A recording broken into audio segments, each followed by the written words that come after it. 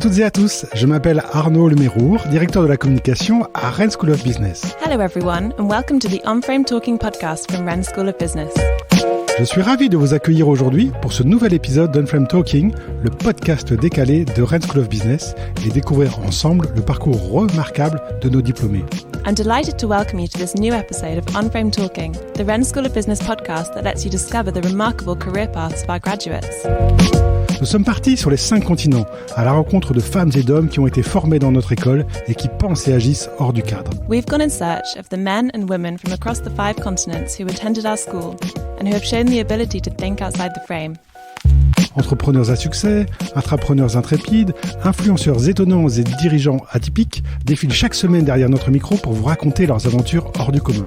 Successful entrepreneurs, intrepid entrepreneurs, astonishing influencers and original business leaders take to the microphone each week to tell you about their extraordinary adventures. Je suis prêt à parier que vous connaissez déjà certains d'entre eux sans même savoir qu'ils sont diplômés de notre école. I'm willing to bet that you've heard of a few of them without knowing that they came from our school. Mais avant de commencer cet épisode, je vous invite dès à présent à vous abonner à On-Frame Talking sur Apple Podcast, Google Podcast ou Spotify pour ne louper aucun épisode. Before we start the episode, I invite you to subscribe to On-Frame Talking on Apple Podcast, Google Podcast or Spotify so that you don't miss any episodes. Vous êtes prêts ? C'est parti pour cette nouvelle interview. Bonne écoute ! Are you ready? Let's go for this new episode of On-Frame Talking. Enjoy!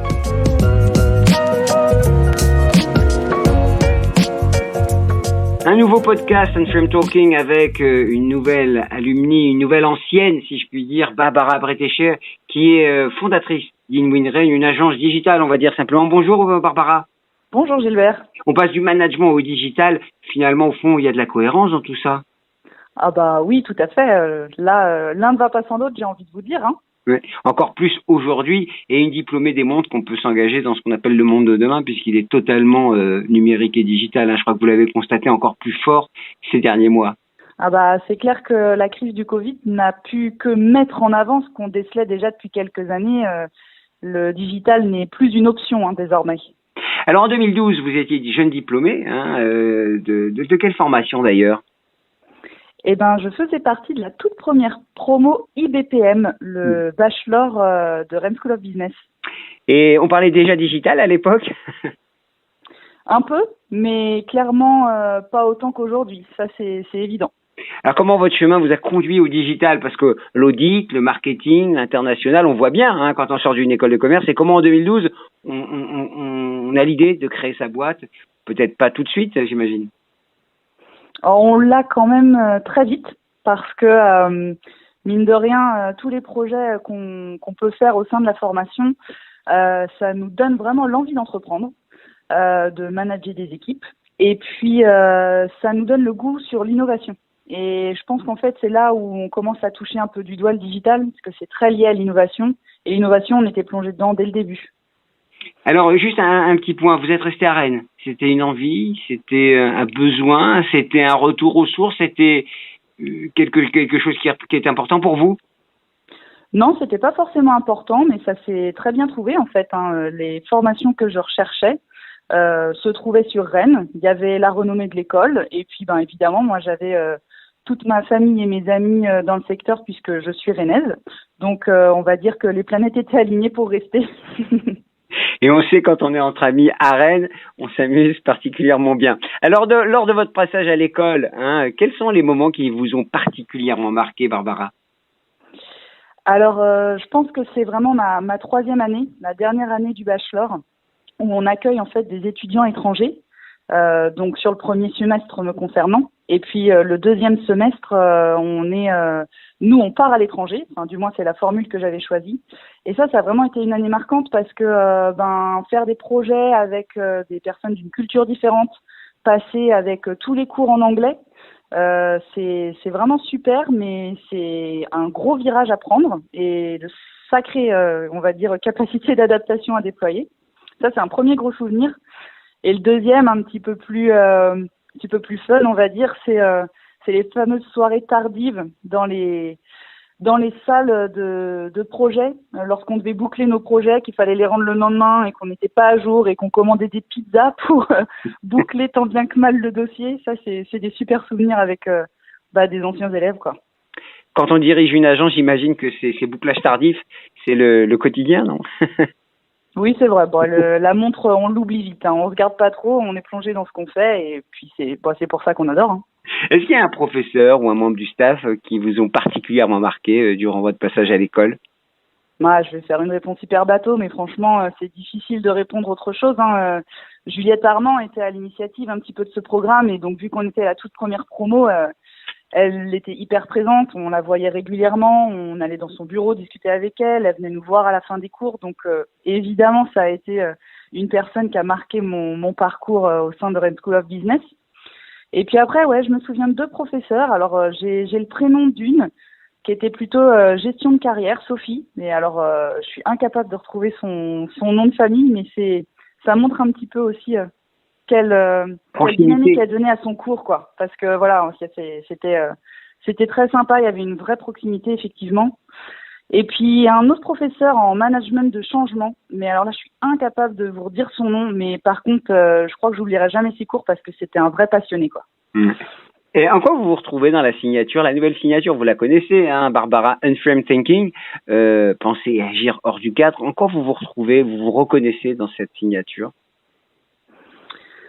Je pense que je m'y retrouve, comme je vous le disais au préalable, tout ce qui touche à l'innovation, en fait. Et quand on innove, faut pas avoir peur de l'inconnu, faut pas avoir peur peut-être d'être un peu précurseur et visionnaire. Et je pense que ça découle bien de Unframed Thinking. L'innovation, c'est quand même le cœur et l'ADN de toutes les grandes écoles et j'imagine de tous les diplômés. Quel souvenir marquant? On va revenir à un moment sur cette mobilité internationale qui vous a tant marqué, puisque d'une part, on parlait pas français, mais ensuite, j'imagine que vous avez fait des rencontres passionnantes. Quel souvenir marquant de votre mobilité internationale vous retenez? Alors moi, j'ai décidé d'aller à l'université de Manille, aux Philippines. Et là, je crois que ce qui m'a le plus marqué quand j'ai débarqué à l'université, c'est sa taille, la taille du campus. Mais on avait l'impression d'être dans une forêt. Il y avait des bâtiments de partout, mais c'était juste incroyable pour trouver la salle dans laquelle on avait cours. C'était à chaque fois un parcours du combattant, mais franchement, c'est juste un souvenir incroyable, quoi. Mes premiers instants à l'université de Manille. Les Philippines, mais fallait y penser quand même, parce que vous étiez nombreux. Ouais, c'est vrai. Non, dans la promo, enfin nombreux aussi quand même, parce qu'on était une petite promo, mais on était 4 à partir, 2 garçons, 2 filles. Et puis en fait, je crois qu'on avait tous un vrai goût de découvrir l'Asie. Et ensuite, on avait aussi regardé un petit peu la renommée des écoles, et l'université de Manille était plutôt bien réputée. Donc le choix c'est assez vite fait. J'imagine que c'est pas toujours facile parce que partir en Europe, on connaît, partir aux États-Unis, on connaît, partir aux Philippines, c'est vraiment une aventure. Ouais, c'était vraiment une aventure, mais c'était rassurant de savoir qu'on était 4, on se connaissait déjà bien à la base. Et puis on avait trouvé quelqu'un en fait sur place qui nous accueillait à l'aéroport. C'était un réseau personnel que j'avais et du coup c'était rassurant de savoir qu'on était pris en charge en arrivant dans la fourmilière de Manille. Et en fait, ça s'est très bien fait. On s'est bien fait accompagner sur place. Et puis voilà, quand on n'est pas tout seul, ça rassure énormément. Alors aujourd'hui, vous êtes une fondatrice d'entreprise, une créatrice d'entreprise. Qu'est-ce que vous aimeriez apprendre encore aujourd'hui si vous retourniez à l'école? Franchement, je vous parlais du cours de management du changement. Tout ce qui touche au changement, être capable vraiment de gérer des équipes. Nous, c'est le cas, c'est mes clients, quand on a envie de leur inculquer un petit peu la culture du digital, alors qu'ils l'ont pas forcément de par soit le secteur d'activité, soit leur bagage à eux. Il y a une vraie rupture qu'il faut réussir à lever, il faut réussir à accompagner. Et je crois que si je pouvais avoir un petit perfectionnement encore sur des cours en gestion du changement, je serais très preneuse parce que c'est vraiment primordial aujourd'hui. Se poser des questions, hein, c'est quand même l'ADN du créateur d'entreprise. On le voit bien avec vous. Alors, quel conseil vous donneriez-vous, celle qui a créé son entreprise, sa propre entreprise? Vous n'étiez pas seule d'ailleurs, hein, j'ai cru comprendre que vous étiez la cofondatrice, donc que vous êtes avec des associés. Quel conseil donneriez-vous à un jeune qui souhaiterait intégrer Rennes School of Business aujourd'hui? Alors, je lui en donnerais 2. Je peux pas en donner qu'un seul. Déjà, je lui conseillerais vivement de s'impliquer dans la vie associative étudiante. parce que là, c'est vraiment très riche d'enseignements. On commence déjà à prendre un petit peu de responsabilité, on apprend à travailler en équipe. Et puis autrement, je lui dirais de participer et de se renseigner le maximum auprès du réseau des alumni. Il y a régulièrement des événements, des interventions. Et ça, c'est clé de démarrer tout de suite, dès ses premières années d'études, à construire son réseau professionnel. Et ça, c'est un regret que j'ai.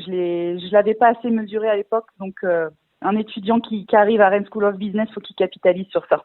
Et Barbara, on peut donner rendez-vous d'ores et déjà sur le blog d'Inwin Rennes, puisque moi, j'ai découvert vos papiers sur le e-bond marketing, sur le référencement. C'est passionnant. Il faut partager quand on est créateur, quand on est créateur d'entreprise ou quand on a une expertise. Ouais, tout à fait. Alors déjà, l'inbound marketing, par définition, c'est de partager du contenu. C'est une des stratégies.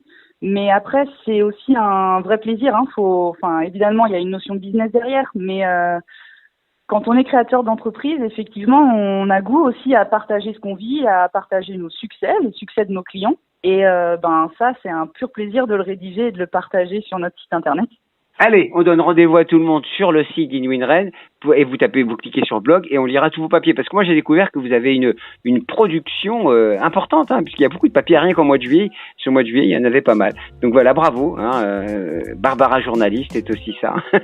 Ça peut être ça. Merci beaucoup, Barbara. Bon vent à Inwin Rennes. Merci beaucoup. À très bientôt, j'espère. À bientôt. Un grand merci, chers auditeurs, pour votre écoute. Thanks for listening. Cet épisode vous a plu? Alors abonnez-vous à Unframe Talking sur votre plateforme d'écoute préférée et laissez-nous une note et un commentaire pour partager au maximum notre émission au plus grand nombre. If you enjoyed this podcast, please like, comment and subscribe to Unframe Talking on whatever platform you use to listen to your podcasts in order to help other people discover the series. Je vous donne dès à présent rendez-vous sur le site internet dédié aux 30 ans de l'école pour découvrir des portraits d'invités au parcours remarquable. You can visit our website dedicated to the school's 30th anniversary to hear more about other members of our alumni with remarkable careers. Très bonne journée ou très bonne soirée selon votre longitude et à très bientôt avec un nouvel épisode de Unframe Talking par Rennes School of Business. Have a great day or a great evening depending on from where you're listening, and see you soon for the next episode of Unframe Talking by Rennes School of Business.